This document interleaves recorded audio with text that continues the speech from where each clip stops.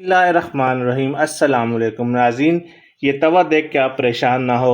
आपने तवा कीमा देखा होगा, तवा अंडा देखा होगा। आज मैं आपको कुल्फ़े का साग तवे पर कैसे बनता है बनाना सिखाऊंगा। इंतहाई आसान और बहुत जल्द ये बन जाता है। ये दो छोटी छोटी गड्डियाँ मैंने कुल्फ़े के लिए हैं। जितना आपको टमाटर पसंद हो, प्याज पसंद हो, ये फटाफट और बहुत ही कम मिसालों में ये साग बनता है। आइए किचन में देखते हैं कि ये साग कैसे बनेगा। नाज़रीन, किचन में आपको खुशामदीद कहता हूँ। तवे पर कुल्फ़ा साग बनाने के लिए तवा आपने रख देना है और इसमें हस्ब ज़ायक़ा या 1/4 कप, आधे कप से भी कम मैंने ऑयल लिया है। आप घी भी इस्तेमाल कर सकते हैं। जैसे मैंने आपको पिछली वीडियो में बताया था इसके फ़ायदे भी, इसकी कटिंग कैसे की जाती है, इसी तरह इसको अच्छी तरह वाश करके इसको मैंने मोटी मोटी टहनियाँ तोड़ दी, हटा दी और बाकी मैंने बारीक चॉप कर लिया। ठीक है। अगर आप इस कुल्फ़े के साग के फ़ायदे और इसको कैसे पकाया जाता है डिटेल से देखना चाहते हैं तो मेरी डिटेल वीडियो यूट्यूब चैनल पर मेरे मौजूद है। तो तवे पर हमने ऑयल गर्म हो गया है तो ये हम इसमें ये सारा बारीक कटा हुआ कुल्फ़े का साग हम ऐड कर देते हैं। जैसे ही आपको पता होगा कि कुल्फ़े का साग इंतहाई ठंडा और बहुत ही फ़ायदेमंद है, जिस्म की गर्मी को दूर करता है। इसके बाद सबसे आसान काम आपने ये करना है, 2 गड्डी छोटी जो आम मिलती है वो कुल्फ़ा तक अच्छी तरह धो के साफ़ करके चॉप करने के बाद 2 दरमियानी साइज़ के प्याज। इतने आसान तरीके से आपको जो तवा कुल्फ़ा बनाना सिखाऊंगा, कैसा इसकी रेसिपी पूछेंगे और फटाफट ये 15 मिनट में तैयार हो जाता है। और ये 3 बड़े साइज़ के टमाटर,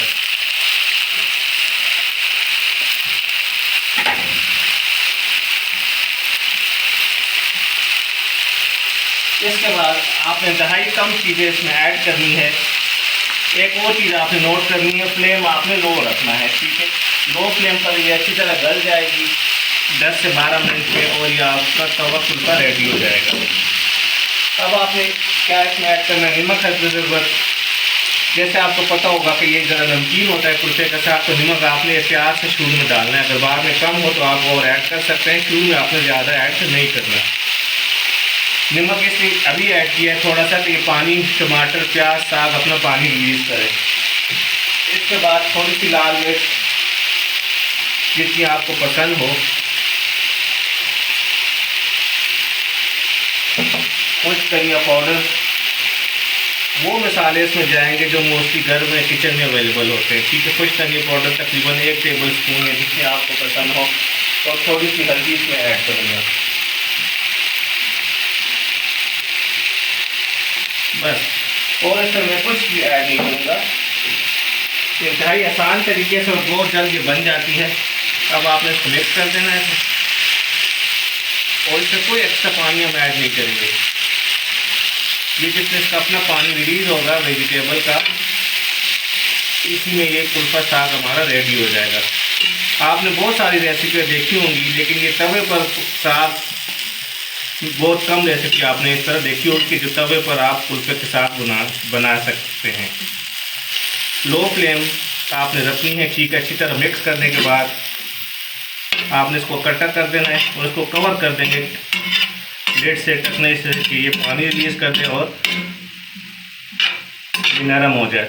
इसमें और कोई मिसाले मैं ऐड नहीं करूँगा, कोई सब्ज़ मिर्च ऐड नहीं करूँगा, बहुत ज़्यादा स्पाइसी हो जाता है, गर्मी है बहुत ज़्यादा।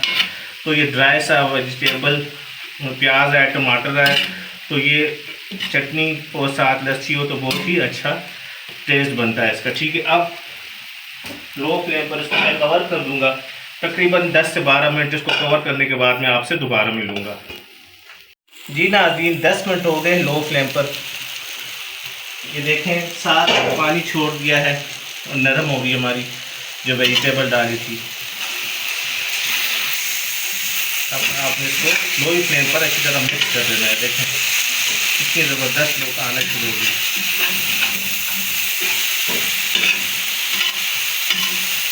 अगर आपको खड़ा साग, ये खड़ी जो टमाटर प्याज इसमें होता पसंद नहीं है तो आप इसमें पानी डाल के इसको मज़ीद पका सकते हैं। लेकिन जो तवा साग होती है इसकी खूबसूरती ये है कि ये ऐसे वेजिटेबल इसमें खड़े हों, क्योंकि आपको पता होगा ये सारी जो वेजिटेबल है ये कच्ची खाई जाती है और आप परेशान हो जाएंगे कि कुल्फ़े का साग, जी हाँ, बहुत से ममालिक में कुल्फ़े के साग को भी सैलेड के तौर पर इस्तेमाल किया जाता है।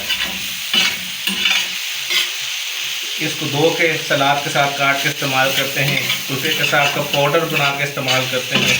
इसके बहुत सारे फ़ायदे हैं। जैसे मैंने पहले आपको कहा, अगर फ़वाइद जाने हैं तो फ़वाइद के बारे में मैंने एक ऑलरेडी वीडियो अपलोड की हुई है अपने माई फूड चैनल पे। तकरीबन 10 मिनट हो गए थे लो फ्लेम पर। आपने बस मकसद ये है कि आप लो फ्लेम रखें, मीडियम रखें कि ये जले ना और आपके वेजिटेबल और साग अच्छी तरह पक जाए। अब मैं फ्लेम को थोड़ा हाई कर देता हूँ। लो सा फ्लेम मैंने थोड़ा तेज़ कर दिया। इसमें मज़ीद भूनूंगा कि इसमें मज़ीद ये पक जाए और इसका ये जो पानी है ये ड्राई हो जाए। तकरीबन 3 से 4 मिनट में मज़ीद इसको भून के फिर इसकी फ़ाइनल लुक आपको दिखाता हूँ। जी नाज़रीन, 3 से 4 मिनट मज़ीद मैंने इसको अच्छी तरह भून लिया है। देखें बिल्कुल ये रेडी हो गया है। सॉरी, आपने अगर इसको इंतहाई नरम करना है तो इसका आसान तरीका है कि इसमें पानी ऐड कर दें तो ये बिल्कुल मेहंदी की तरह नरम हो जाएगा। लेकिन नहीं, हमने इसको इस तरह लुक की देनी है और ये इंतहाई बेहतरीन नज़र आता है और टेस्ट में भी बेहतरीन होता है। बस अब आपने इसके नीचे फ्लेम बंद कर देंगे। आप तो देखें इंतहाई कम मिसालों में आप सब्ज़ी का टेस्ट एंजॉय कर सकते हैं। बस फ्लेम में बंद कर देता हूँ इसके और ये बिल्कुल अब रेडी है। आप इसको इसी तरह तवे पर सर्व करें या किसी डिश में डाल कर सर्व करें, लेकिन ये तवे पर सर्विंग इसकी बहुत ज़्यादा अच्छी नज़र आती है। यकीनन आज की ये तवा साग की रेसिपी आपको पसंद आई होगी और आप ज़रूर इस कुल्फ़े के साग को इस मौसम में मेरे बताए हुए रेसिपी के साथ ज़रूर ट्राई करेंगे। इस दुआ के साथ आपसे इजाज़त चाहता हूँ कि अल्लाह पाक आप सबके वालिदैन को लंबी ज़िंदगी और सेहत दे और जिनके वालिदैन फौत हो चुके हैं अल्लाह उनको जन्नतुल फिरदौस में आला मकाम अता फरमाए। अल्लाह हाफ़िज़।